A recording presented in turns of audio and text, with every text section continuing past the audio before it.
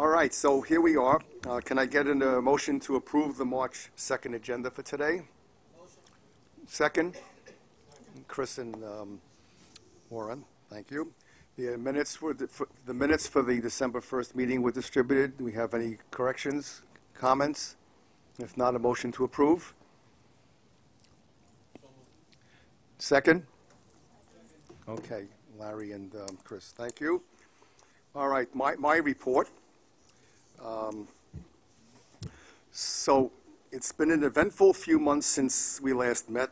63rd Street Subway opened. We have a new MTA chair, and we have a new acting chair, and so on. So you've got all the emails and press releases, so you all know about it. Tom Prendergast retired, and some of the staff, including Andrew and Ira and Ellen, went to the retirement dinner. I'm sure it was a very nice affair. And this is my next to the last meeting where I am the chair. And so when you guys meet in your individual councils, each one will have to decide who among you will represent your council on the executive committee. So everybody gets one choice. And so the next chair will be coming from the Transit Riders Council. And Long Island Railroad and Metro North councils are the vice chairs. So this is one more meeting to chair. Fare increase hearings that were held in December. Andrew and Ira attended many of them as board members, and they said there was not a lot of attendance. Warren and I went to the one in Suffern for west of Hudson, and there were only 3 speakers, and we were 2 of them. So the fare, the base fare doesn't affect us, but the base fare remains the same, and there were up to 4% increases on east of Hudson and Long Island, and only 2% for west of Hudson, owing to the MTA finally recognizing that we don't have a lot of service and we're paying a lot of money for what we don't get.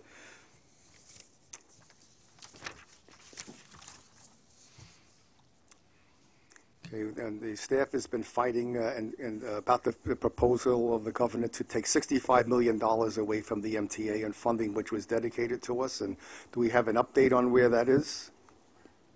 Ellen, do you have any update on the $65 million? No, that would be more Andrew, but there's not any update on this. Many advocacy groups are speaking to members of the state legislature. We're going to be speaking to some key members as well who are in the MTA service area, but it's outrageous, this cut. Just because other fees have come in higher than are expected doesn't mean the MTA should be penalized and riders should be penalized. Higher or lower? Higher. That's why the governor's people are saying it's not technically a $65 million cut because it's a net, because you've gotten an additional 30, so it's that kind of thing, that kind of math, but it doesn't add up. Okay, so the Transport Workers Union, which I used to be a member of over 40 years ago, reached the agreement, and so there was no strike, thankfully. It was very expensive when I was on strike in those years. We were out for 9 days, and it cost a lot of money.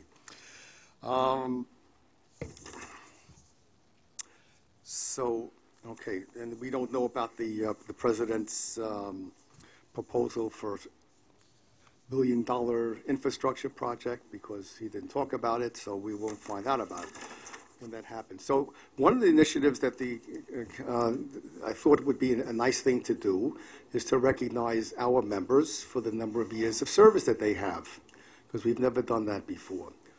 So the person with the longest service, unfortunately, is not here, is Rich Cottagio. So we have a certificate for 30 years of service. He's been a member for 30 years. The next person in the pecking order for 20 years, Andrew Albert. So Andrew, you want to take some, you got some pictures? Yeah, you're also, 20 years? Yeah, you're also the longest serving MTA board member, right? That I am, yeah, that I am. Yeah. What, are we taking pictures? Why not?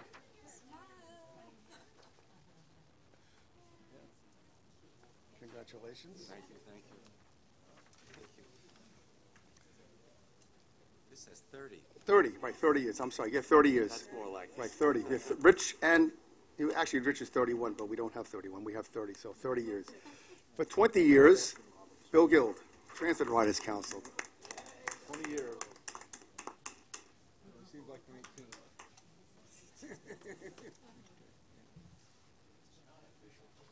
That's okay. We're not meeting in April. I was coming to meetings anyway.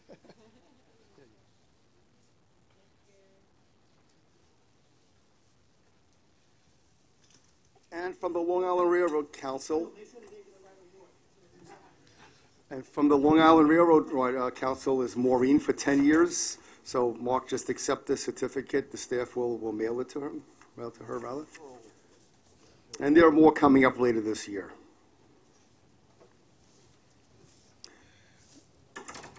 Okay, Long Island, would you like to make your chair's report? Okay. Okay, are there any questions on the Long Island Railroad Council? Okay, my report was also distributed, if anybody has any questions. No, I do. Something, there was a glitch.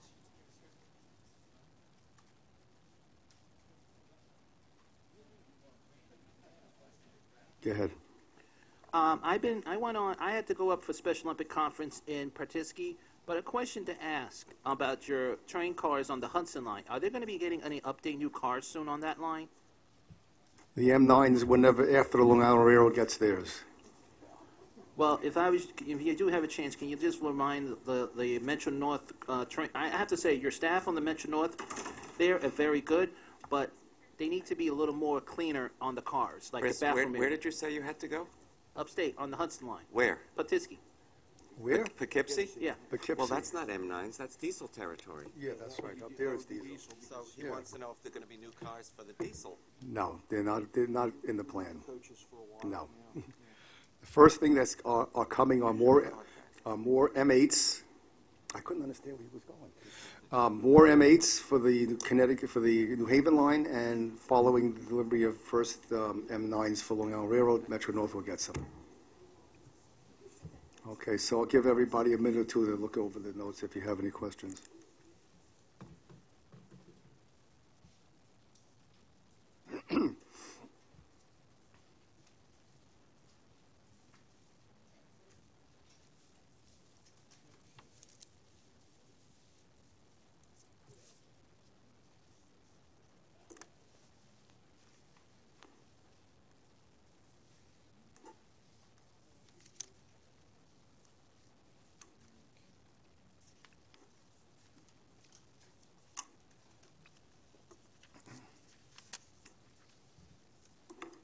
I just want to add on these certificates, Angela and the staff figured out how to do this and got the nice paper to put it on too.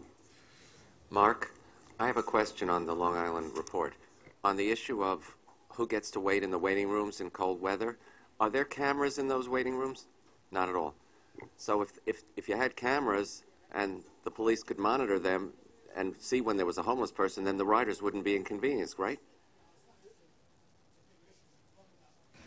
We can't talk about it today because it's behind, but there's no MTA police really on Long Island to do it. That's the biggest issue they're having. So I think for them it's, but we've contacted both the county executives to say that this is not the proper response, and they didn't even know about it, they say. So we're going to enlist their help in coming to a better solution than just closing down the stations. The waiting rooms.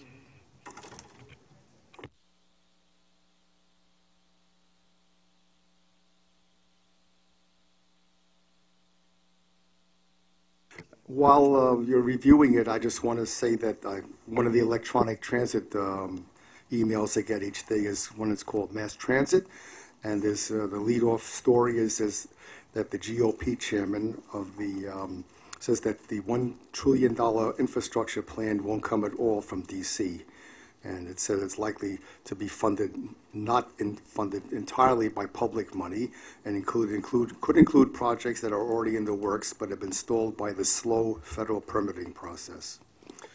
So, okay, do we have any comments on the Long Island? Yes, Eda. I just have a question coming back to the waiting room issue. What's happening with inaccessible waiting rooms? Where? Oh, Thank you. Yeah. okay. Long St. Island. James. and the cemetery, the National Cemetery. Thank you. Ira, do you have any ideas? Because the Pine Lawn thing came I down can- to, if you, I can excuse me. answer. I was going to answer your question. Okay, no. When I raised this previously, it came down to cemetery versus county versus MTA.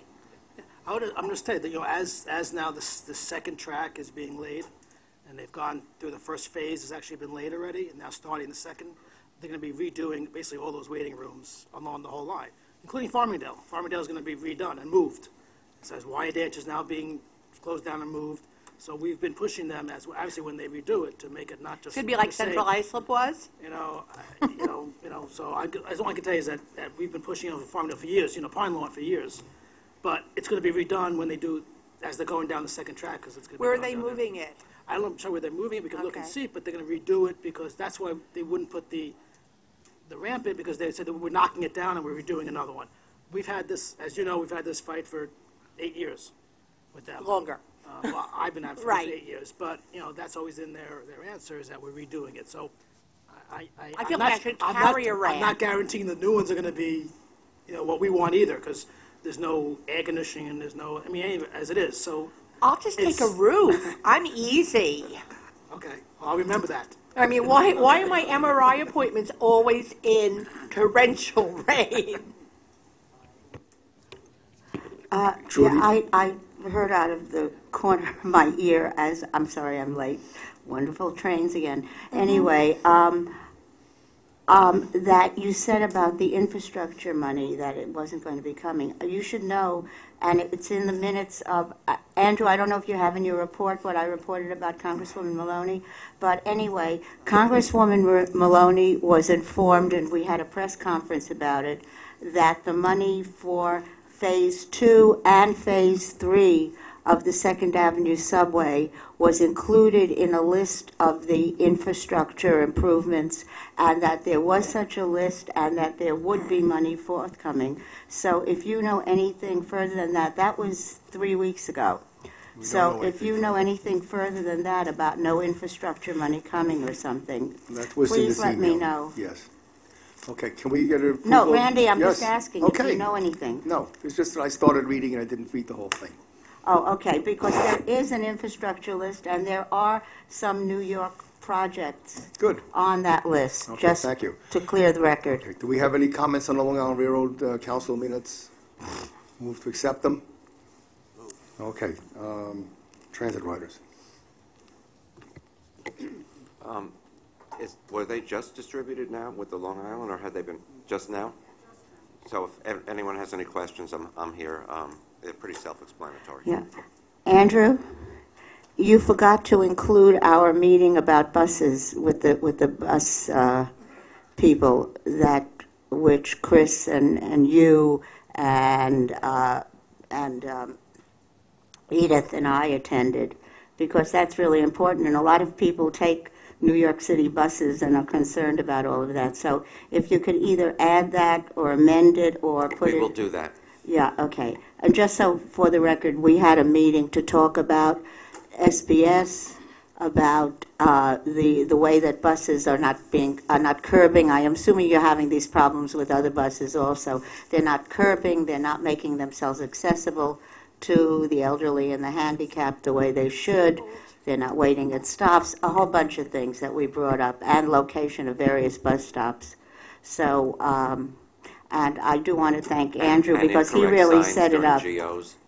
Yeah, exactly. Thank you.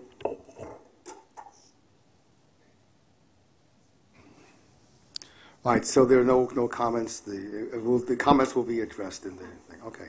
All right, do we have any old business that we need to talk about? Staff? Any old business? Oh, okay. Any new business anyone wants to bring up? Yes. Go ahead, Michael. I just want to put on the record the fact that the Long Island Railroad is now implementing mobile ticketing, and I understand that Metro North has been using it, I don't know how long, but Since last year. The system itself that's currently being implemented on Long Island is not accessible. So for people who use screen reader devices within their telephones. So, you know, it's not accessible, and we really need to make sure that stuff like that is fully accessible before it gets put out, not, you know, implement a program that's not accessible to people. Edith's waiting rooms. You know, we're building stuff that's not accessible and then going back and having to repair it later. So this mobile ticketing devices, they are not accessible to people who use screen readers, and we really need to look into that and make sure that they are fully accessible to and usable by everybody. I don't know what it is, a screen reader. Could you have one with you to show us? So we could understand what the problem is a little bit better?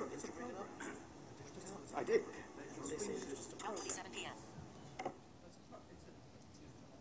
It's an app. Program.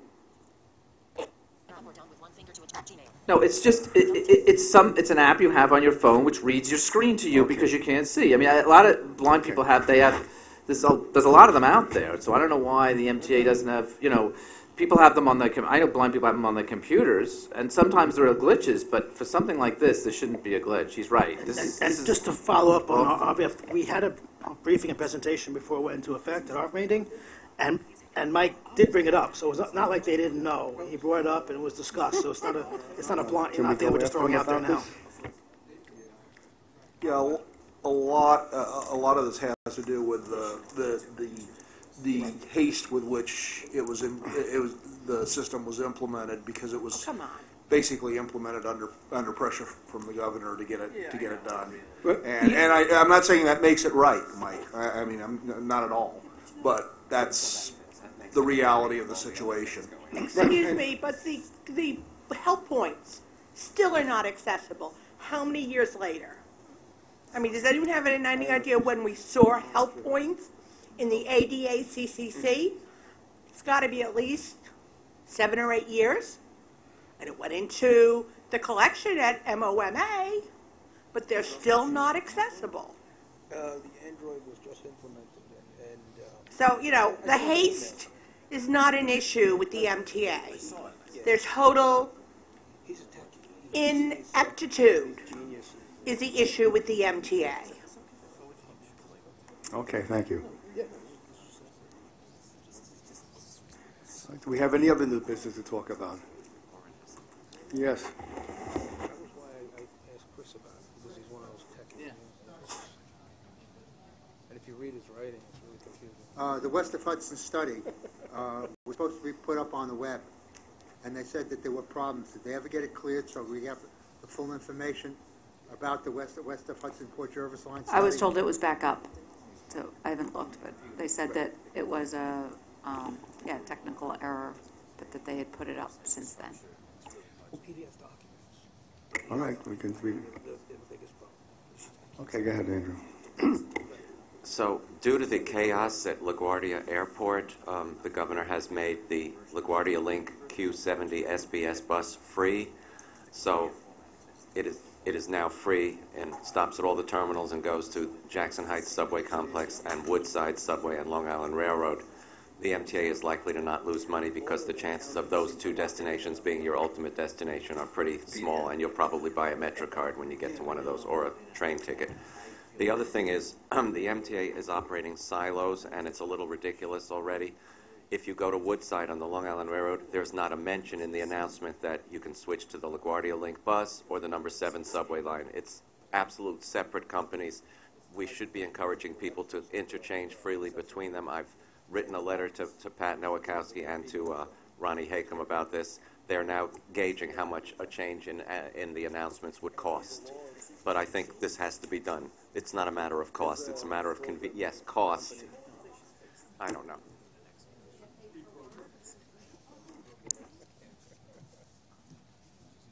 I've been focused on looking at all of you, and I forgot to acknowledge the person sitting to my right. So Bill is back. Sorry I didn't do it earlier. But you want to say something? When did he roll in? Yeah. Well, I'm here among various and sundry medical appointments, but I'm doing much better. Actually, I actually got out of the hospital a week ago after some surgery to put a rod in my leg to correct the problems with healing. So so it's moving forward, and I hope to be out of the wheelchair maybe in a couple of weeks and getting move forward on on getting back to normal. So thanks to everybody who emailed and sent message on Facebook and that kind of thing for their good thoughts about it. And things happen, and fortunately it could have been a lot worse, and it wasn't. So it's good to have something that's recoverable. Thanks. I didn't mention when I talked about the bus meeting, the fact that, and I just looked in the minutes of the last meeting where I said Bill was working on it. Bill set it up, and the meeting occurred 2 days after his accident. So he was there with us in spirit, and I neglected to thank him for really making it happen because it was so important. So Well, thank you. Thanks, Trudy. On the record. Yeah, Thank you. it took a long time. I will fully admit it took a long time to get that meeting arranged, and we finally got there. And I'm sorry I couldn't be there for the meeting itself, but I'm glad it happened. Okay, what did you want to talk about, the PCAC annual report?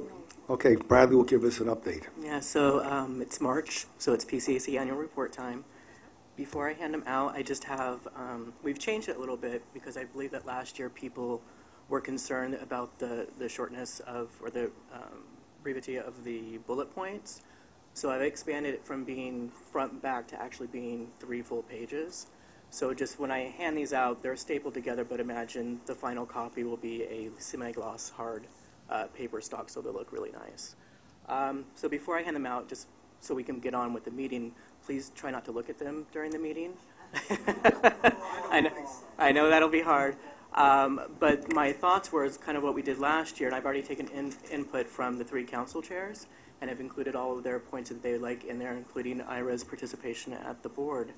I would hope that you guys could take it home, look it over when you have time within the next week, and then from a week from today, submit your responses to your respective chair, so that then those chairs can communicate the responses from the entire council, so that I'm getting 3 emails instead of 30 some odd emails. And then that way, next week when I get the responses back from the chair, I can sit down with the staff and we can go over what changes need to be made, and then 2 weeks from today would be the hopeful final release of the final annual report. So. Right, so most of the council is here, but we still have a number of people who are not.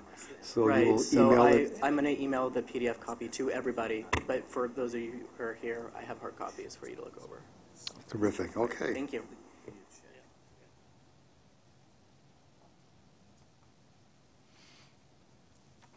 Okay, we managed, as we usually do, to get through with all of the required things. So if there is nothing else to talk about, yes, go ahead. Since we have a little time, maybe it'll be best if Angela, Allie, and Bradley can mention a little bit update about the Freedom Ticket a little bit, since we have to kill a little time.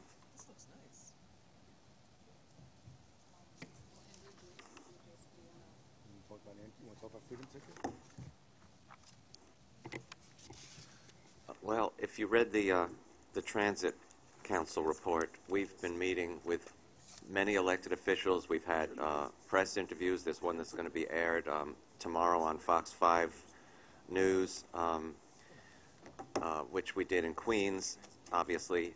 I did speak to the Chief Financial Officer this morning, who is in charge of this project with Frederica Cuenca, and we expect to get an outline of what the pilot for Freedom Ticket will be in April or May, with the pilot to begin this fall. It will be a 6-month pilot.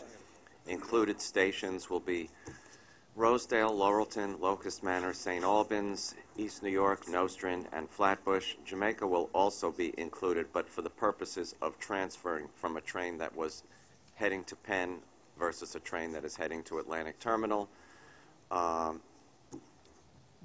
We think that for people headed to Lower Manhattan or obviously downtown Brooklyn, this will be a great travel option for them. We think it's going to really cut their travel time from the bus service that's in Southeast Queens now to Jamaica, and then another train or combination of trains to their final destination. We know that there is ample seats available on the Brooklyn branch, and as the Long Island Council is, I am sure, aware, once East Side Access comes and the Jamaica reconfiguration plan goes into effect and Brooklyn service is relegated to a shuttle, there will be even more seats available on Brooklyn service, because if you're a rider from Nassau or Suffolk and your destination is Lower Manhattan, are you going to change? Are you going to do a 3-seat ride to get to your destination? Chances are you'd much rather have a 2-seat ride, so you'll stay on your train till Penn or Grand Central and then take the subway. So as it turns out, Brooklyn is going to have plenty of available seats. So this is only for, you can't use the Freedom ticket to go to Penn Station, or it's only the pilot will be only from Southeast Queens to and from Brooklyn. And we expect that the pilot, albeit something abnormal that holds up the works, should begin this fall, and it would be a 6-month pilot.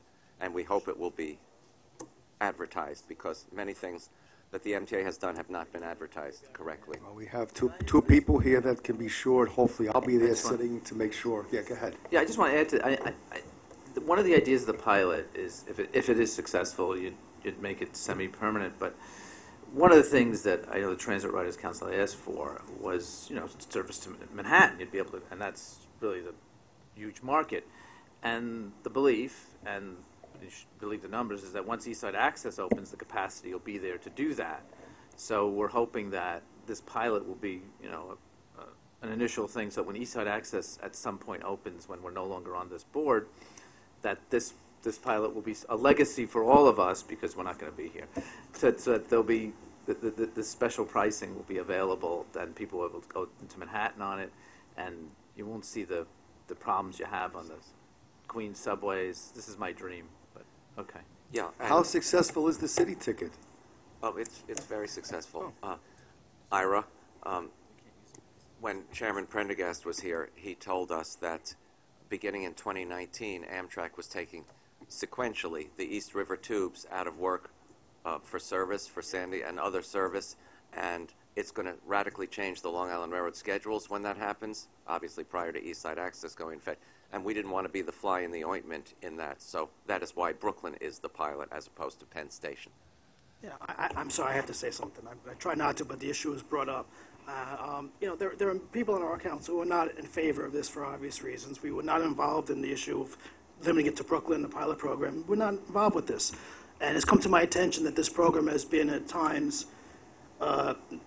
spouted as a PCAC initiative. I would ask that no longer be the case, that be a transit riders initiation, not a PCAC. It was presented to the board as a PCAC, initiative by PCAC.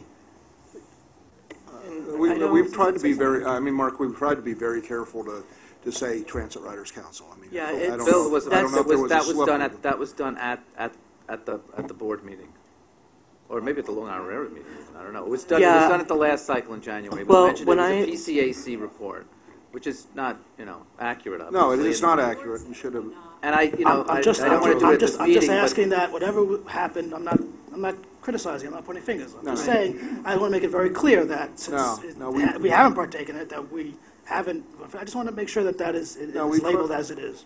We tried to be very say clear something? that it's a Transit Riders Council initiative, and correct, when MTA people say it, we try to Right, correct and I them and think say, no, that it's really that's Transit Riders that's what has Council. happened, because I know that on every testimony that we have given for it, made sure to say in the testimony that it is a Transit Riders Council initiative. Right, and so that's something that we're trying to make sure that It was confusion said doesn't PC happen, Okay, so. all right. Because I heard PCAC.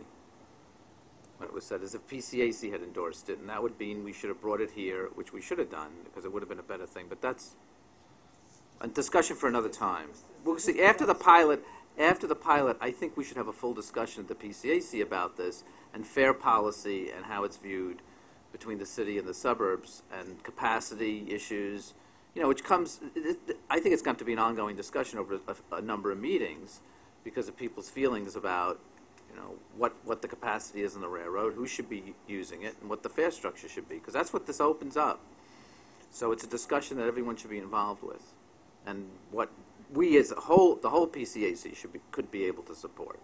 Right, because this is in conjunction with second track, possibly third track, possibly less spaces in Penn Station for the railroad, which could be less trains, which could also going to add on how many riders are on trains. There's a lot of issues that are coming up as well that need to be incorporated into this. Space in Penn Station means space in Grand Central as well, correct? We're not so sure that was going towards Grand Central. Even the railroad, they're going on a study from 15 years ago, and that didn't include in third track or second track. So I'm not sure the numbers are none of us, no one knows exactly what the numbers are going to be and where riders are going to go. But you feel confident that when East Side Access is done, both terminals will be served? It's not a question of service, how many people are going to which stations. We don't know that right now. Have you seen a service plan, a proposed service plan? That's the point. There is none. The last numbers that were used were 20 years ago. There wasn't even a service plan. Are you questioning that East Side Access won't add 40% more capacity? I don't know what it's going to do, but I'm saying we won't be part of the discussion before it's deemed that. All I'm saying is, listen, Transit Ride can push what they want to. I'm just saying, just want to make sure. My point was simply not as a PCAC initiative, without us hearing our points of view. That's all I'm saying. It's just, for the record, since it was brought up, I think the degree to which it's a fluid conversation, which was shown when it was pointed out that we'd lose the East River tunnels and that capacity would be reduced. So there was sensitivity, which was why it was brought down to just Atlantic Terminal. We've adjusted phases accordingly, but I think it is, just like you said, it's an ongoing conversation dependent on what the numbers are at the time those tunnels come back on board and we look at it, but we've rephased it, and we have a website that speaks to that as adjustments need to be made.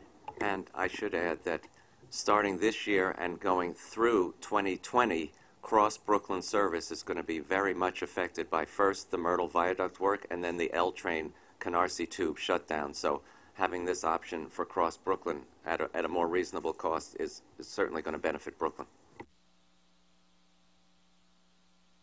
Worked years ago when I was at Sister on service plan for Long Island Railroad's day one there, but I'm sure things have changed. Can we get the railroad to give us their plans for?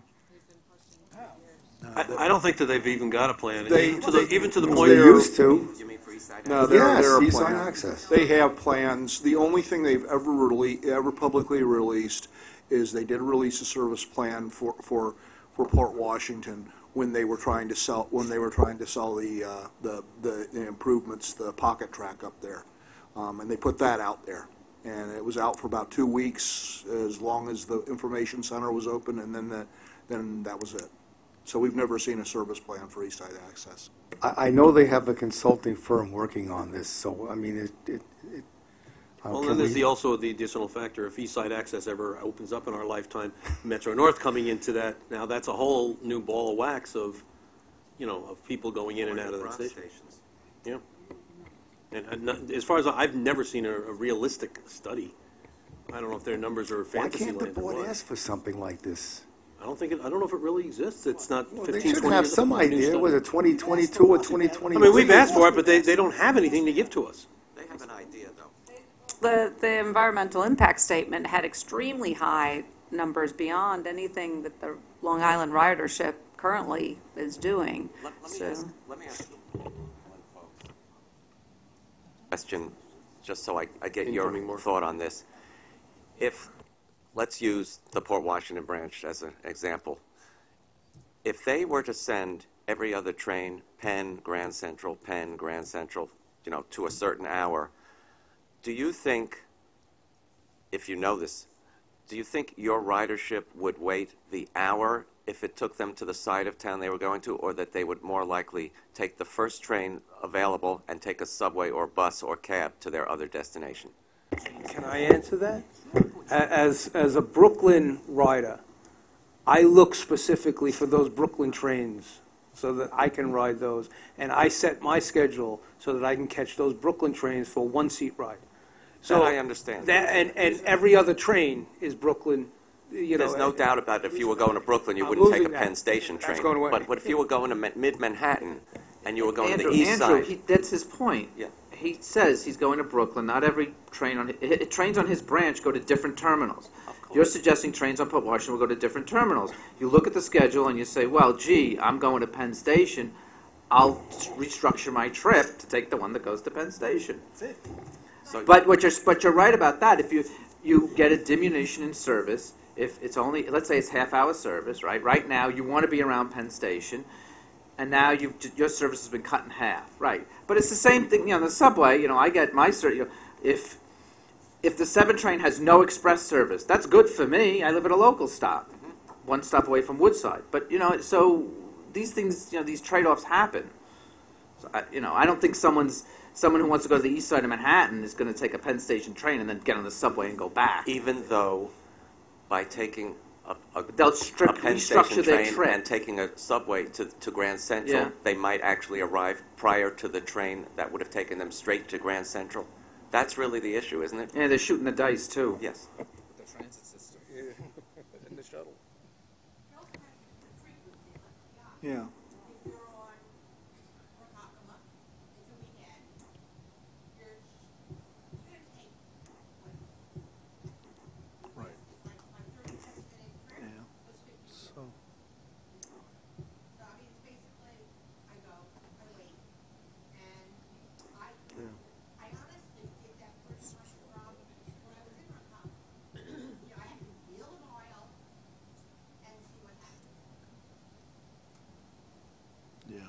Yeah, I think it's so dependent on people's destination.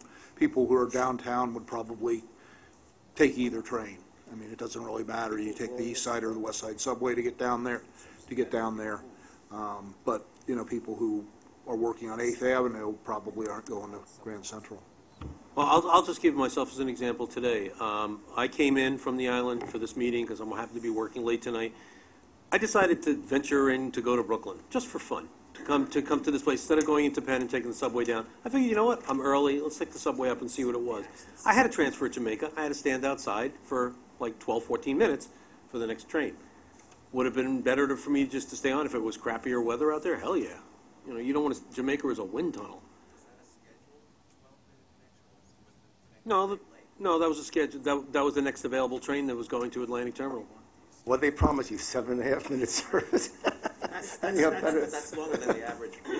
That was just I a normal train wait. When I got up, I just waited on the There are a lot more, the longer ones. I transfer when I go to court, and sometimes I wait 25 minutes for a transfer. And you're never late to go. Yes, I did. That's going to be gone, too. What was that? Up and down and around. Yep. And According to it the new was, plan. we did approve a resolution here asking them not to do it.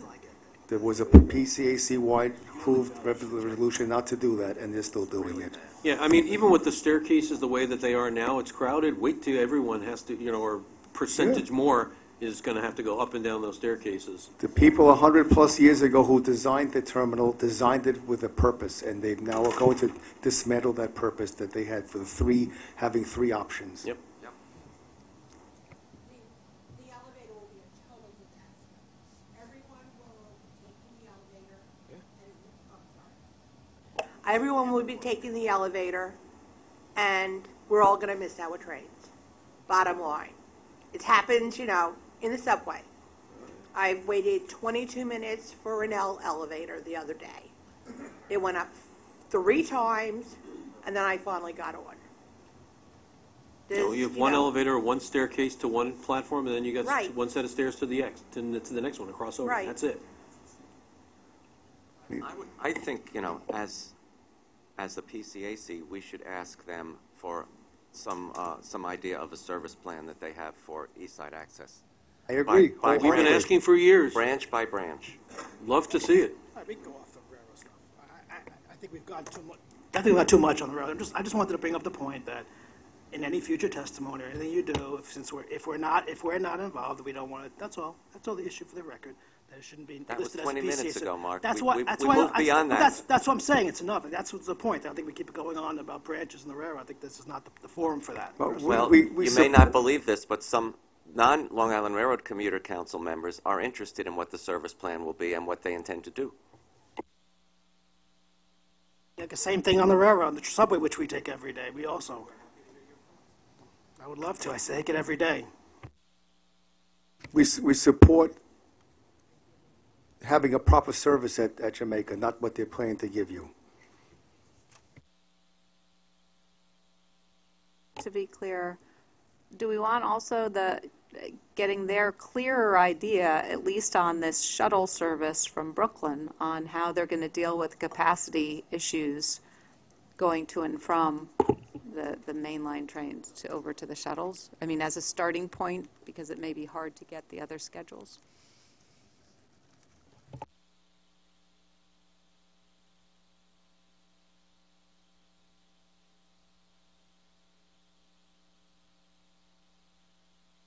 How much time are they going to give people from one track to get to the other? Are they going to hold trains if another train is running late? We don't know any of this stuff. Is it a good PCAC speaker to come, since I think everybody has these concerns, having Long Island Railroad come and talk about? Would you support us inviting someone from the railroad to come in? So you're not interested in sharing it with us? Put your mic on, please. I just think that at this point we've got ongoing conversations going, and I don't know if we want to do it this forum, but I'll be more than happy to talk to you about it and see what exactly you'd like and how we could affect it for everybody. But I have no problem with talking about it, but I think right now with just a couple of us here say that would be appropriate. Well, it does affect everybody, not only the council. I know, but we've got discussions going with our council directly, so to all of a sudden open it up to gigantic PCAC could interrupt what we've got going right now. So I would say that, yeah, it might be, but in the future. Let us do what we've got to do first, and then we can bring a report back to you with a speaker or something of that nature. I personally don't agree, but okay.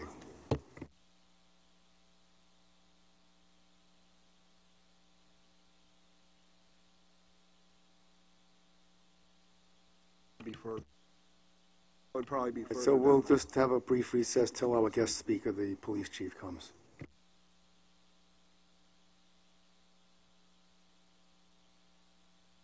You know, the one thing I have to say, because I do use the Long Island Railroad going to Jamaica to Atlantic, because taking a train I want to get somewhere fast.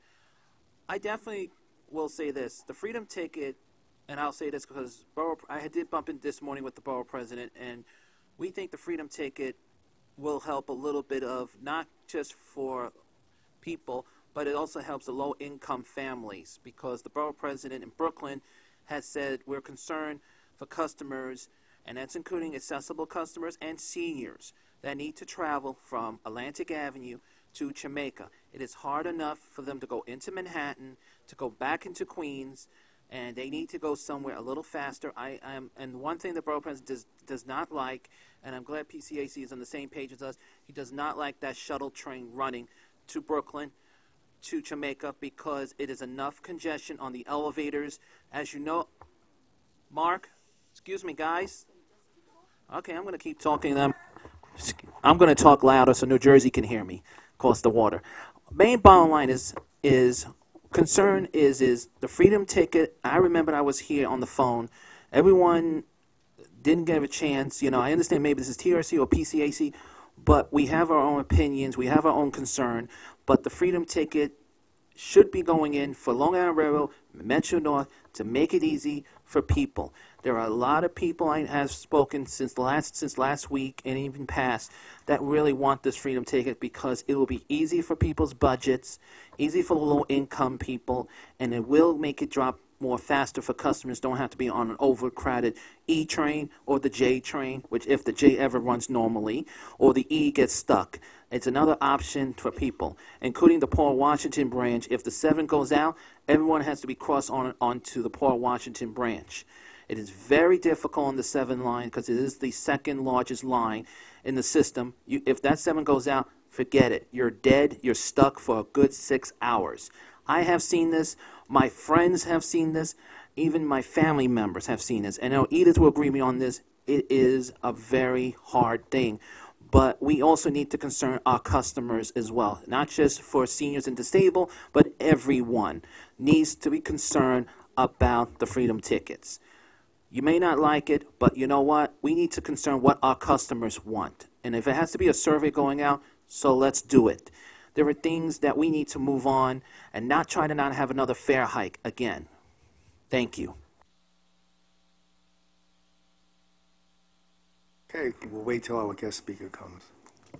It's very hurtful because they're not thinking about the passengers, they're only thinking about themselves.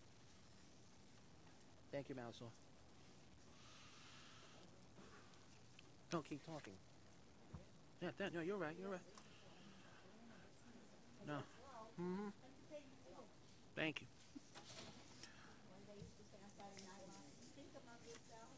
Yeah. Action. And you see, no one had any comments about me. What? No one had any comments because I'm looking at them like I'm even looking at Mike. I'm like, he knows better. We need to concern about the customers who can't afford to get on a train. In Jamaica, it's so crowded. It's so heavy. How is a person supposed to get on a train? This freedom ticket will help. Yes. I know.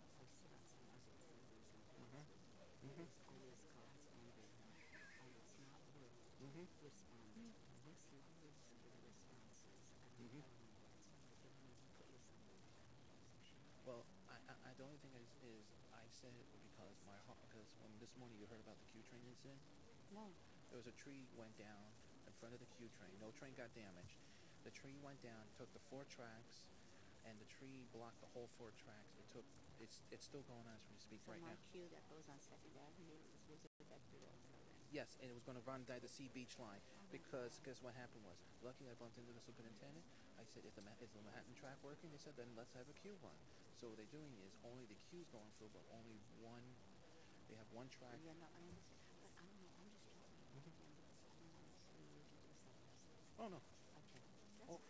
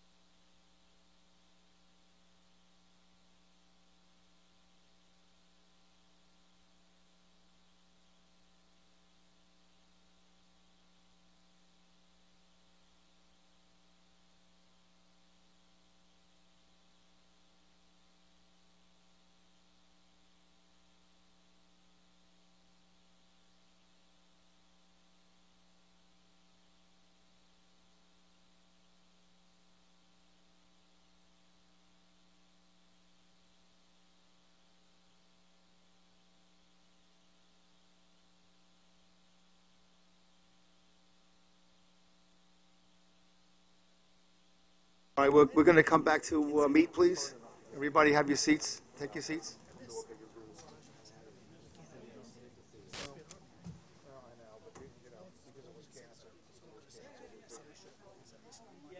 Yeah, we met at sit back here. So this is so have a seat right here next to me. Okay, great.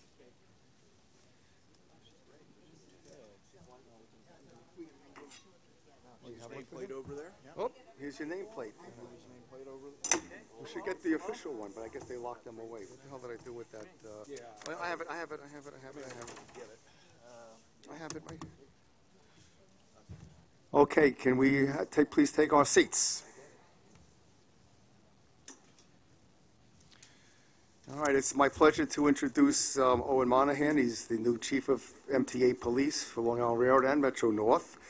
And 34 years, huh? Yes, sir. 34 years. I only had 25 when I left. Transportation Security with the Police Department. He was most recently Vice President for Department of Security with the Transit NYCT. Two-star Chief and Borough Commander of South Brooklyn South, overseeing the department's largest borough command, over 3,000 officers, 13 precincts, and specialty units. And you've worked with MTA PD and other agencies here, so very nice. So I'll give you the floor. Thank you for coming. Thank you, Mr. Gluckman. And hello to everyone. Thank you so much for inviting me to meet you all.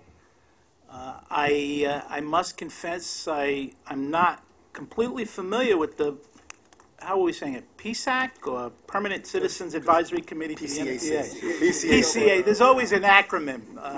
Well, I would expect in the months and years to come, the PCAC will be flowing off the tip of my tongue, because you are a group that I really want to collaborate with, and I love partnering and collaborating with community, and in this case, stakeholders of all of our riders.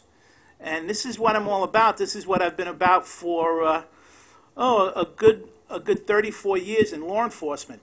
And what I'd like to do is just an introduction, so you know who I am and get to know my focus, my vision for the MTA Police Department. I'll just speak for a little bit, and we'll take questions and have some dialogue, and hopefully I get to meet each and every one of you, one-on-one.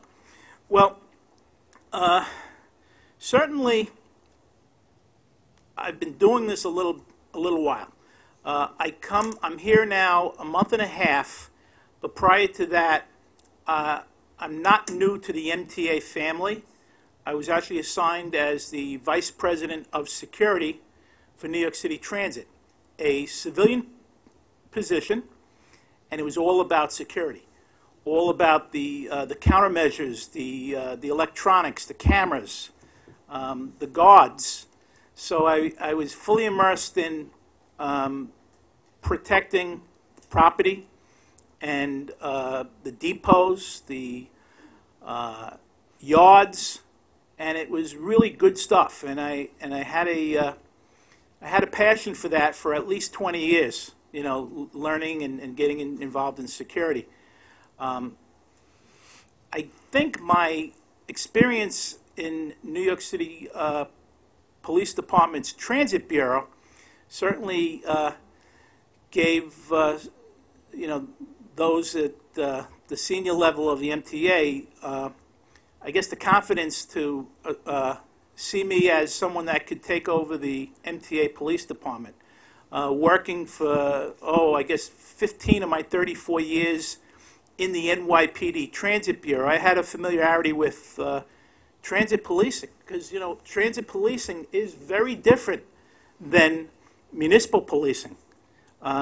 We need to move these trains. We need to make the commute as pleasant as it can be. We need to deal with crowd conditions. We need to deal with, trains that are disabled, getting those people out of a smoky tunnel, and of course, the ever-present vulnerability of being a terrorist target. And whether it's the IRT platform at what we call 1700 hours, 5 p.m., what a target, or whether it's one of the outskirts, whether it's up in Beacon or Long Island Railroad out around Konkoma, these are all targets. These are all concerns. We move so many people. A municipal police chief, whether it's Baltimore, Philadelphia, San Diego, they don't have the kind of populations that our system, deals with. So I love transit policing. And now that I'm here at the MTA Police, I love the challenge of moving millions of people, whether it's from upstate, Connecticut, Long Island, Staten Island, into and out of this area here. So what I'd like to do in the next couple of minutes is, that's pretty much my background, law enforcement, security, been around for a while. I'd like to give you a little overview of the MTA Police Department. I don't know how long it's been since a representative of the MTA Police Department has spoken to the committee here. Have we ever had anybody? Okay, well, many of you know the MTA Police, but for those of you that don't, we are certainly what I've said to my captains. I said we are the Yankees of transportation policing. We have over 720 sworn officers, and certainly if you look at the other transportation agencies, whether it's WMATA down in D.C. or MARTA in Atlanta, SEPTA, Denver, really nobody has that many officers, and I think I could say that no other department deals with the challenges of moving so many people through such a wide, diverse area. So 24/7, we don't shut down. We don't shut down. So on the operator side, that brings all the challenges. But on the policing side, it certainly brings challenges, And I always bring it down to the basic level. My 24-year-old daughter comes and goes, and she goes through Penn Station. She rides the trains. I want my officers out there, and I want to have the feeling of safety and confidence that, like all of our family members, are protected and treated well while they're on the system, whether it's Staten Island, whether it's Long Island, or Metro North. So the MTA Police Department is like I said, it's a wide area. You may not know, but we go all the way up to New Haven in Connecticut, Danbury in New York. We go up to Poughkeepsie. On the western side, the line goes all the way out to Port Jervis. Certainly, what I've been kind of calling our two aircraft carriers, Penn Station and Grand Central, two of the most populated transportation facilities that I've ever been through. And of course, we have the Long Island. I'm actually a resident of Long Island, so I got to say I know the Long Island Railroad very, very well. So this whole area is broken up into 9 separate transit commands or districts. Each of these 9 commands are run by a captain or a deputy inspector, and they have men and women assigned to them around the clock who patrol in a number of ways. These officers patrol by certainly uniform,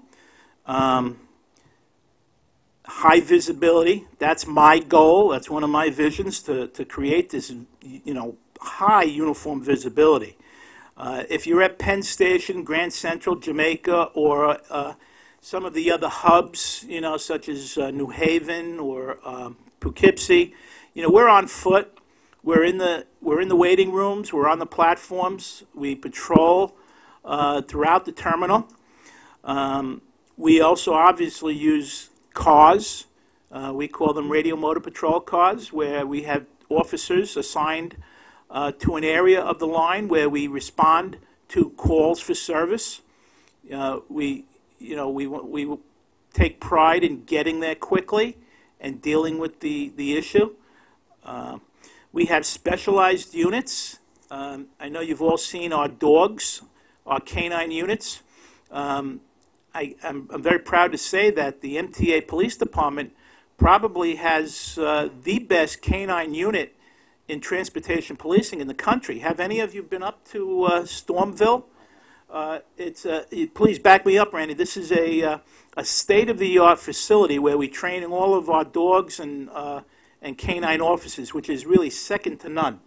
We have photos on our webpage from that. I was there for the dedication. Yeah, it's amazing, and the canines are capable of clearing an unattended bag or package, which ties into the commuter.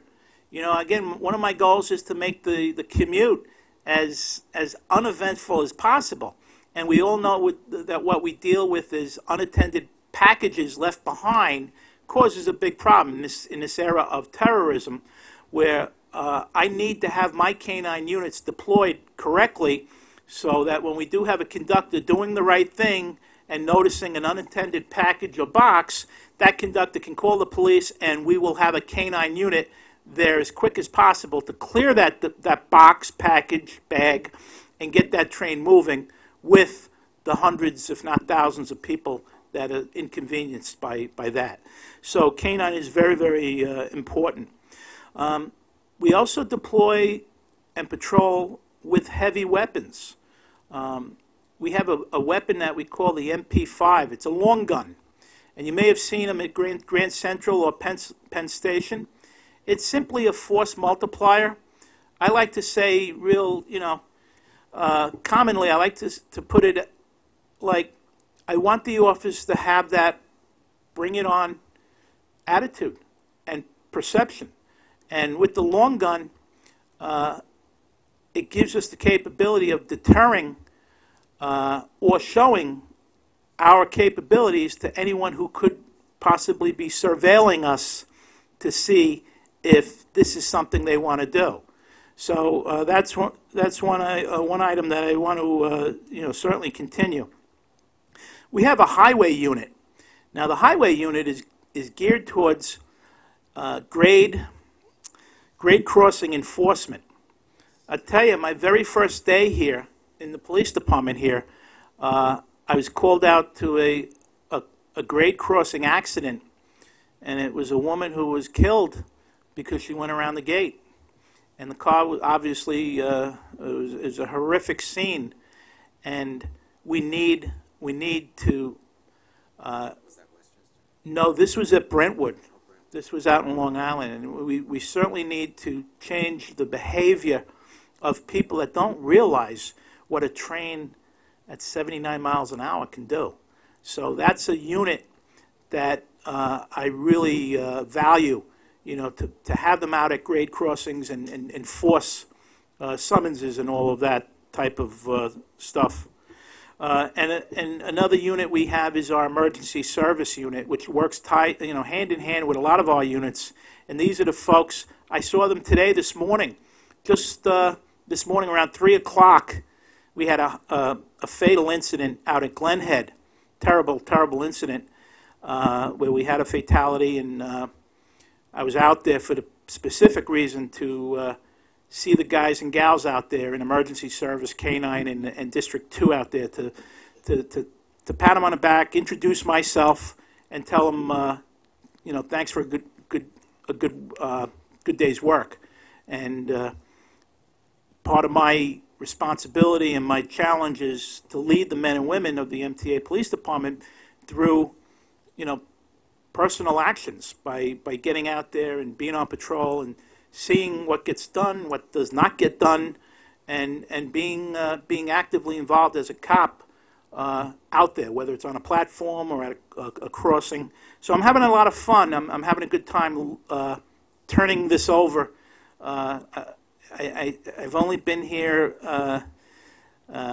a month and a half, but I'm, like I said, I'm fully immersed in it. And this is my commitment to all of the riders, to you, to be engaged and to learn and to take action on things that I think we can do better. And I know there are things that the police department can do better.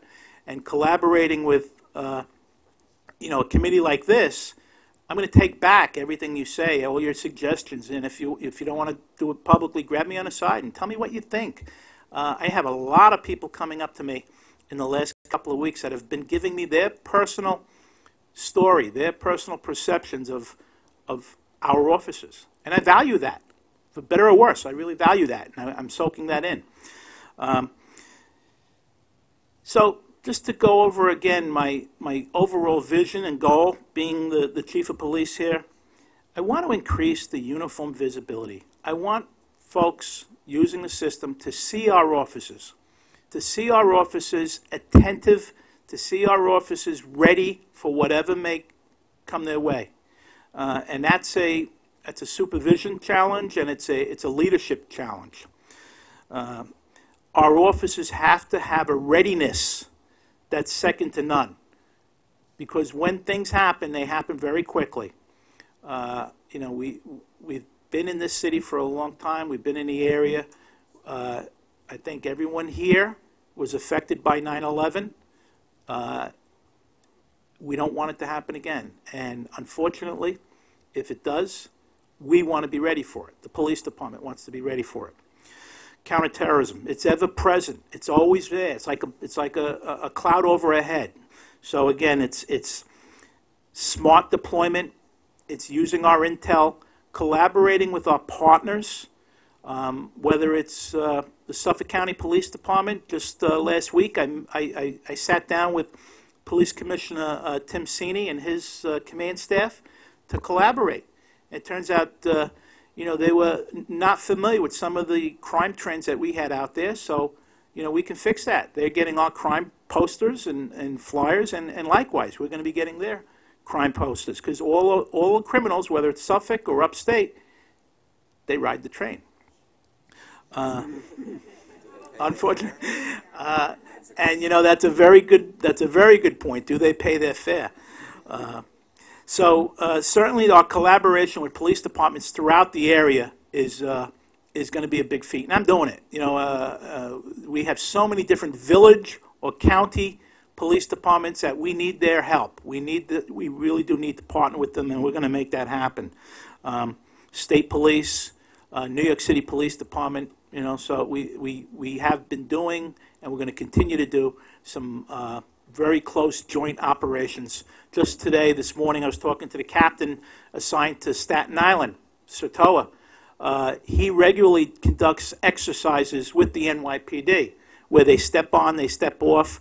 They call them TOMS, train order maintenance sweeps, where our officers, right alongside with NYPD officers, are getting on the trains, basically waving the flag, just to give a presence, a reassuring presence. That's what I call smart deployment. We've got to deploy smartly. And we have so many people in the MTA Police Department with the experience that we can do that. We've got to do our part, the police department, in easing that commuter experience. So when we have a tragic accident on the right of way, or when we have incidents that cause train delays, I consider myself a very close partner with the railroad presidents, and everyone below me need and must be a vital, active partner with the operators of the railroads, which is why when we have smoke conditions, when we had crowd conditions, if we have debris on the tracks, we have to do what we have to do very quickly to clear up that investigation and get the train moving, simply because all of us could be sitting on that train, and we've all had experiences where, because of an incident, we're stuck on a train for several hours. So I commit to everyone here to really have that understanding and awareness that what we do outside the train, investigating or dealing with an issue, it needs to be in partnership with the operators of the railroad to get all of our commuters, moving again. just in closing, another priority of mine and a basic goal is to reduce crime on the system, a reduction of crime. Last year in 2006, the entire MTA system, not including New York City Transit, subway, but all of the railroads had 306 crimes. Now that's the exact number we had the year before in 2015. So we were even. But if you look at 306, if you take the three railroads or the three councils, the crime came out to less than 0.83 felony crimes per day, which is amazing when you look at the number of people we move and you look at the number of miles we travel. So the challenge is to keep that crime reduction going and in the down direction. And that, again, comes back down to smart deployment and intel and very, very active investigation work. Our detectives are out on a scene almost immediately, and they've got an unbelievably excellent closure rate. And I found out that that's because of all the camera work we have and the very close partnership that they have with the communities around those stations. If you look at Babylon or Farmingdale or upstate Poughkeepsie, our detectives have, know the folks that are hanging around. And hanging around, I guess I can't talk to anyone about the MTA police and quality of life without talking about homeless.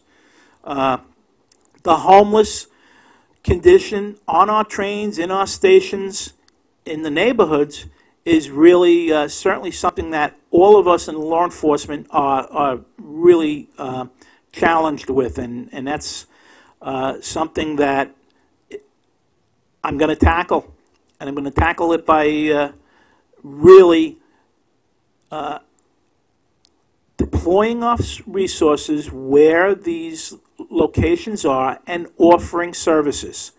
It sounds kind of basic, but we have to put the emphasis on removing people that are disrupting the commute, and it's going to be a lot. It's going to be a lot more difficult than just saying that, and that's one of my challenges on how we do that.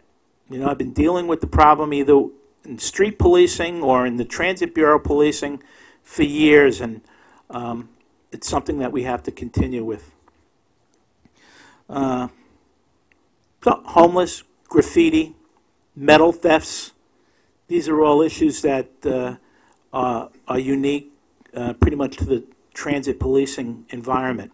So I've spoken a little bit about who I am, the MTA police, my goals, my vision, and again, probably one of the more important goals is to collaborate with committees like this, with other community groups, with railroad employees, and this is all part of my learning experience on what's happening on our commuter rail. So again, Randy, thank you so much for inviting me here, and I'll take any questions and comments. Thank you very much for coming.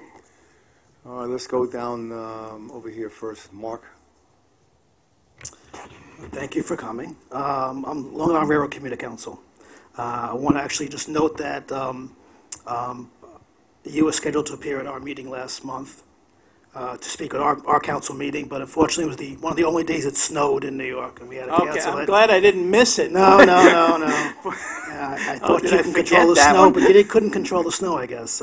But hopefully you will. I remember that. We'll reschedule and come back because we have a lot of issues to discuss with you. We had a very tight relationship with Judge Cohen. I hope that continues. In fact, the issue, I'm very heartened to hear that you met over in Suffolk County because we'd actually had brokered that with Judge Cohen. I met with the Suffolk County Police Commissioner and with Chief Cohen about getting together and forging a better relationship. So I'm glad that happened when you took over.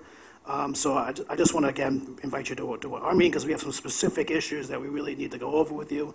And again, thank you for being open to come your first month here. And I'm glad you came today, and we look forward to working with you. Absolutely. Where do you have your meetings? It's right near in Penn Station. Okay, great. Welcome. Thank you. Two questions. It's a two-part question. Did you inherit any resource issues, and that could be staffing or equipment, or? Well, I think we all have resource issues. We would all like more. In the last couple of weeks, I'm doing a very thorough assessment on right-sizing the organization. And I'm not ready to say where we're at, but of course, any leader that takes over an organization is going to have concerns about the equipment, about the resources, about personnel. So it's... Because the 700, when you break it down by the commands and the tours, it doesn't sound like all that much. So I was just curious if that was something you were focusing on. I am focusing on that. And one last question with that. So is there cross-training among the commands? So if you had to deploy people who normally, let's say, assist with railroad activities on Long Island to an event in the city, do we ever have cross-training between the commands? Well, 'Cause the landscape is very different. It is different. Whether if you're a cop at Penn Station or if you're a cop out in Central Islip, you deal with different things. But we utilize all of our officers in different events. For instance, out this weekend we have the grade crossing out in Mastic Beach. All the way out in Long Island.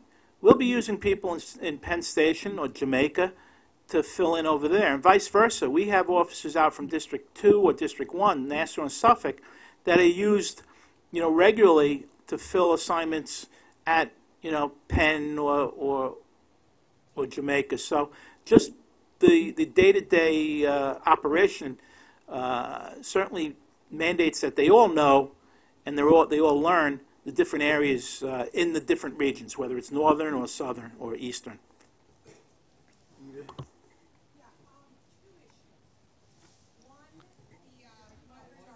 Sorry, I always forget.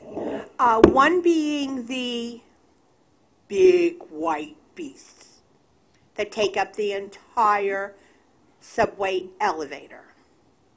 What started out as segways and have gotten bigger and bigger and bigger. With the standing officer. You're talking about the police officer on the T3. Oh, yeah. They call that a T3. Okay, I call it a horse, an electric horse. Except that a horse would be a little more movable. Perfect example, President's Day. There were 4 of those wandering Times Square. In the elevators, up, down, up, down, up, down. That elevator that goes down to the 7 is even worse than the L elevator. You have everyone bringing stock through there, on flatbeds, etc. And then finally, an elevator is coming through, and it's got the T3 in there. And even though he says, I'm setting it right back up, it came back up with a motorcycle in it. Yes. Delivery guy, helmet, 4 bags of Chinese food, and I lost it. I absolutely lost it. And we voted him out of the elevator. So there he was on the level that goes to the A train because it was ridiculous. But these T3s, first of all, your guys can't drive the damn things. I think they need a little training. And, they just end up diagonally, and it's the end of it. Does everybody know what this T3 is we're talking about? Yeah. And from the sound of that, I don't know if I want to tell you this, but... You're getting more, and they're getting bigger. No.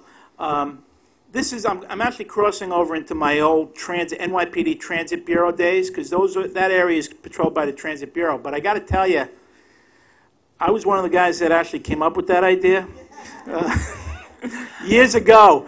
But if the original one was not the size of this one. Well, the one that we introduced, no, it's not a Segway. The Segway is very unstable.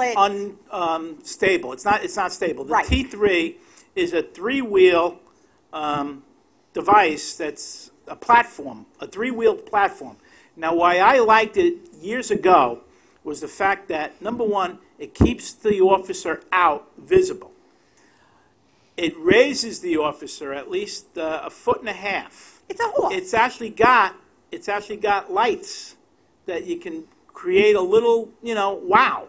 And we like that idea also because the 8th Avenue corridor, to get down that corridor, if you have an emergency, these T3s were able to be, very mobile. But that was many years ago, so I had to confess to you that I liked them, and I actually was part of that. But certainly, I can bring that to Chief Fox, who does run the NYPD portion of the New York City subway policing, and it's Times Square is Times Square. But you never see them otherwise, honestly. Well, It and was the only way to President's get them Day, and down. there were 4 vehicles wandering Times Square. There were 3 at the end sitting by the shuttle as they were hanging out talking. And there was one that had gone down to the 7. Very quickly, other question. What happened to the post on 34th Street by the escalator? Coming... What 34th Street are you talking about? Penn Station? At or? Penn Station, there has always been a post. Up in the street. At the street level. Yeah, I saw they're building a new thing right in the Long Island Railroad corridor coming in from 34th. It's all like raw wood right now. It used to be upstairs. I don't know. But the problem was that was a very good deterrent to people coming down. You go down those big escalators from 34th Street. The thing is, you had to go past their podium. He knows exactly what it is. Okay, right. To get into the elevator. We need to find out why they moved it. And it's, it means that there's a hell of a lot more people going down that elevator with flat trucks. And I do mean flat trucks, bigger than this table, with boxes and everything on it. Why they relocated the thing? I do not know. He'll find out. I'll find out. Thank you. Okay, I want to move along here. Trudy, one question. We're going to do one question at a time now. This isn't a question, this is a comment. I just want to tell you that I go through Grand Central Terminal as well as the subways, and your people there are just wonderful, men and women, and dogs. And where is Storyville, by the way, where you train them? Because it's I think about an hour upstate. It's in Putnam County. Putnam? It's Stormville. Oh, Stormville. Storyville. You can't get there by public transportation. No, you can't? Okay, wait a minute. No, but I also have one other comment. When you are referring to your men and women and dogs, your whole force, some of us are Mets fans. And the Mets lately have been doing a lot better than the Yankees. So I would suggest that maybe you call them the Yankees and Mets of the police world, okay? Duly noted. I definitely should have anticipated getting someone a little annoyed by that analogy. Marisol. Thank you. Hi, Chief. I wanted to know where does the line end for the regular transit bureau and where does yours begin? I know there's a lot of coordination, but in what instance would you guys step in as opposed to the regular transit bureau? The simple way to describe it is the line is at certain tile. However, we're cops. So whether you're a transit bureau cop or an MTA cop, anything that you can do to assist anyone, whether it's 100 feet on one side of the delineation or 100 feet on the other side, our officer is going to take action. But to simply organize the jurisdiction, it's all done pretty much either by tile or by fare entranceway, one side of the fare, the other side of the fare. So Penn Station, Grand Central. All of our stations that coincide with a subway hub, there is a clear, delineation of jurisdiction. I also asked for the listing of the 9 commands as to where they might be. Sure. Thank you. I'll give a copy to Randy right now. Okay. Scott.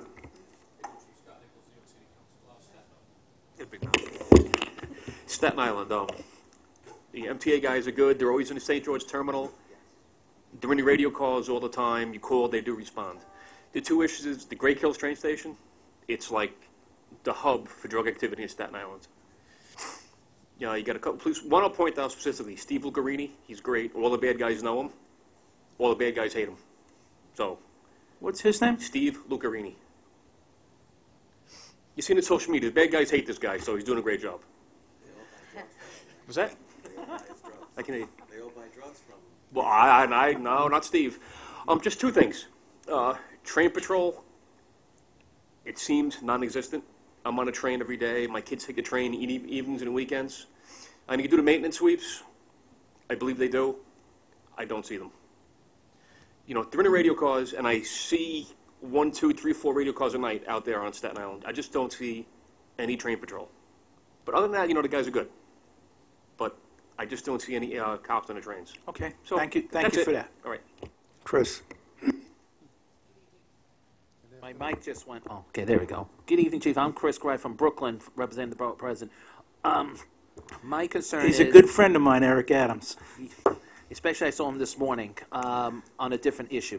But the bottom line is today is, as Adams is going to mention maybe to you soon, and as well as I'm going to mention, homelessness is not just, in Penn, it's also going in Penn Station, but Atlantic Barclays Center at the LIR.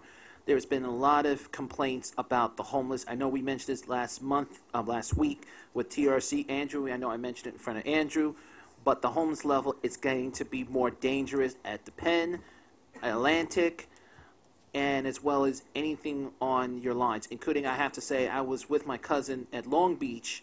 I didn't take the LIR. I took the nice bus because it's easier to save money, as I said before. The concern is you have seen, and I agree with a lot of the colleagues, the concern is drug dealers, people who don't, are just sitting in these stations, have nothing to do, or like to sleep, or bother the customer to get on the train very much. It is concerning of customer safety. So if there's a way we can please, I understand it's hard for them to get them off the mezzanine level, but the platform level, there is a safety concern of that. Because I don't know, one of these guys might jump off the track and get hit by a train. That's my concern, safety. And I have to say, I do want to compliment on the Metro North end, because as I said earlier, you weren't here. I was up in Partiski in Special Olympic Conference. You do have a really good amount of cops there, making sure we were fine, we were respectful, and I do want to thank your fellow officers who were there at that event very much. I'll pass that on to them. Thank you. Good afternoon. I'm Bill Guild. I'm from Manhattan and lived here most of my life, and I'm on the Transit Writers Council.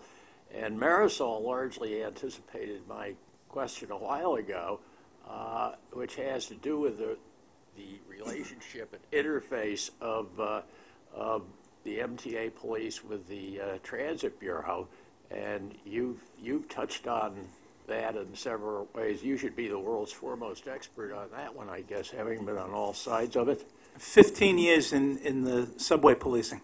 Right. But I don't have any further specific question right now, but if you care to expand on that a bit, I'd be very interested. Well, it's a similar type of policing. However, the differences are seen in the right-of-way issues, the commuting. The passengers are less transient. People obviously, and you all know this. People that ride the railroads are riding for a longer period of time, opposed to people that are getting on, getting off at different stations in Manhattan. I think I know the transit subway system very, very well. I know all 469 stations. 472 now. That's right. Well, that was after my time. 2nd Avenue. I stand corrected, and that's pretty excited to have that number. But I look forward to learning the nuances of commuter rail and getting up to the speed that I'm at with the subway policing. And it is there are differences, but again, there are more similarities in transportation policing. Well, anytime you want to come up for West of Hudson, Orr and I will be happy to have you with us. Absolutely. Chief, in particular, we do have an ongoing problem at Spring Valley. The Spring Valley Police, when they had, Metro North had upgraded the station, put in a booth, and it was originally going to be manned by the Spring Valley Police Department, but unfortunately the Spring Valley Police Department have not manned the booth. It's empty, and we want to see what can be done possibly to improve the patrols there and possibly find some use for that booth to make that area a little bit safer. Rockland County is planning to use that as a transportation center for its new Trans-Hudson bus service, which will be tied in. So we're seeing if something could be done working possibly with the local police, and can be something to man that booth to make that station a lot safer. Well, I'm glad you mentioned that, because in the next couple of weeks and months, I'm going to be meeting with as many village, town police chiefs that I can, and certainly Spring Valley will be one that I can have a nice discussion about what's going on with that booth. You know, either you want it or It's an issue that Orrin raises with the Metro North Committee almost on a monthly basis when we go to the meetings. Okay. Yeah, Larry. Oh, Andrew, I'm sorry. Good to see you, Chief. Very good to see you, sir. So I'm happy to hear that you're going to really ramp up the homeless problem. It's a particular problem on the C, the E, and the R, the trains that don't come out of the ground, that are underground all the time. I guess it's the warmest of all the lines, so that's where they're congregating. I send pictures to Winton all the time of people sprawled out. But I think you touched on an important issue earlier, which is links to terrorism. And if we get used to seeing the homeless in our system, it wouldn't be hard to imagine a terrorist posing as a homeless person and then just going into the tunnels and causing mayhem. So it's not good for the homeless, all the rail dust of people preying on them, and the possibility of a terrorist taking up that. So I'm happy to hear that. Apparently, one of the members who had to leave also wanted me to tell you that at the air train terminal in Jamaica, where it meets the subway at Sutphin Archer, people are selling rides to unwise tourists, apparently. And so you might want to look at that problem. And, you know, obviously when we move to smart card, it'll be a lot tougher for people to sell rides. But at the moment, people are still selling rides. And I have personally witnessed rampant fare evasion in a lot of places. I actually stopped somebody from doing it the other day at great risk. But really? I said, don't do that. You know, and I showed him a badge of some sort that I had from one of my positions. But it's really bad. So Sutphin Archer, the air train, we're talking about the Long Island Railroad right there, right? Sutphin Archer is the subway station. Down below. The E and the okay, JZ so below. and also we're talking about the C, the E, and the R. These are all lines that come very close to, you know, MTAPD. So I can work on my end, but I can also work with Chief Fox and Chief Coogan and relay these concerns, and we can work together on this. And obviously, the homeless are not stupid. They pick those trains because they're the warmest. They don't right. come out of the ground. So. We all know the E train is a train that is like underground for the entire length. So all three of them are. Yeah, and it's, well, I know the E train because that's particularly, you know, problematic as far as that goes. But like I said, you know, Commissioner, these are challenges, and I'm not saying here, you know, bring it on. I'm going to fix this in 90 days. No.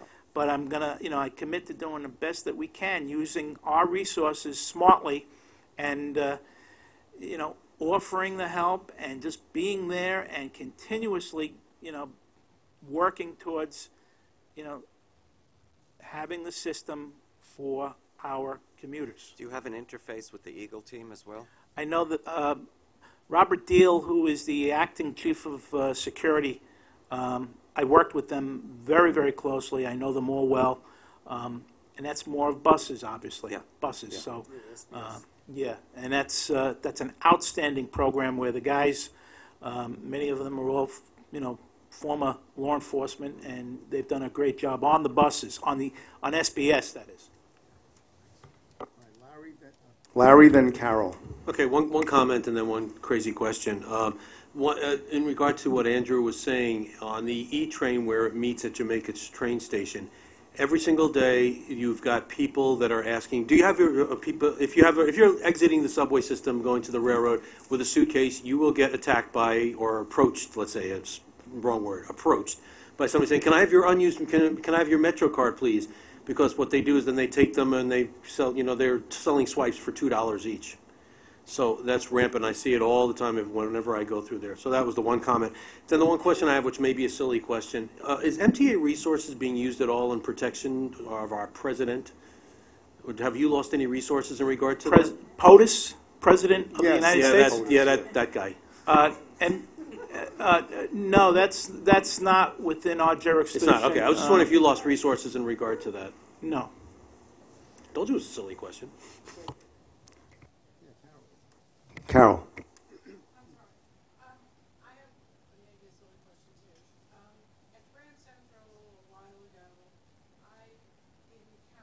A bunch of people, it's fine, I've got a loud voice. I encountered a number of people sitting on the stairs in front of the Apple store, and the MTA police said to me that it was, to me, a public safety hazard. I have visual impairment, and so walking down the stairs and having people sitting there, to me, is public safety. Somebody could trip, even if they can see as well. Because it's private property, they said we can't touch that. Is there any way to work with the Apple Store or? Well, the stairway from the concourse marble floor going up, that's I don't believe that to be private. Yeah, that's not Apple property. They're just misinformed. Yeah. I'll speak with the commanding officer of District 5, which is Grand Central. I've been there, so many times every day.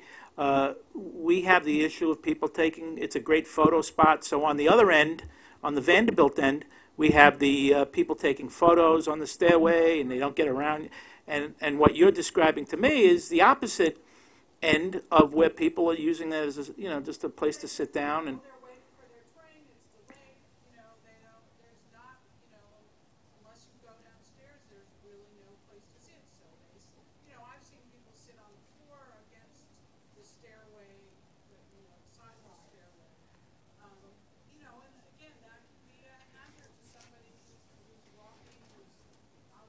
I understand, absolutely.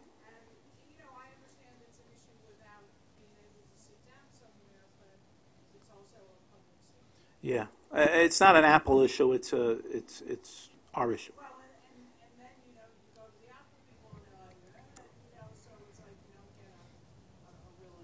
Yeah. Speaking of, it's something that we have. It's our responsibility. It also brings up the talking about collaboration.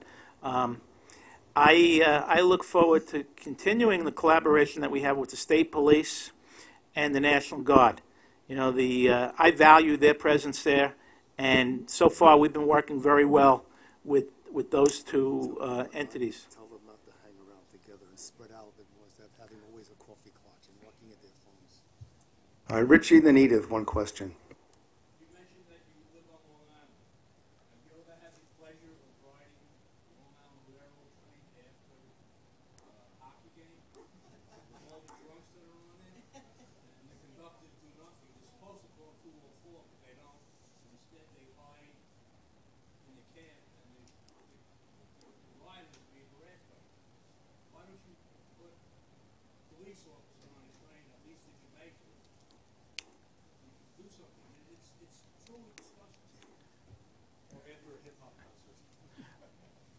Or an Islander game from the Barclays.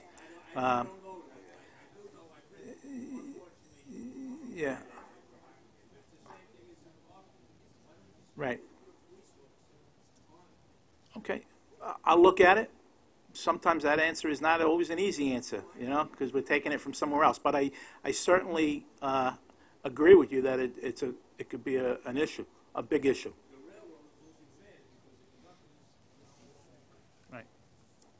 Okay, thank you. To razors, rollerblades, skateboards, etc., within the footprint of the stations or on the platforms? Razors? Scooter, Oh. you know, yes. Oh. I thought you were going back, we're back to the No, T3. no.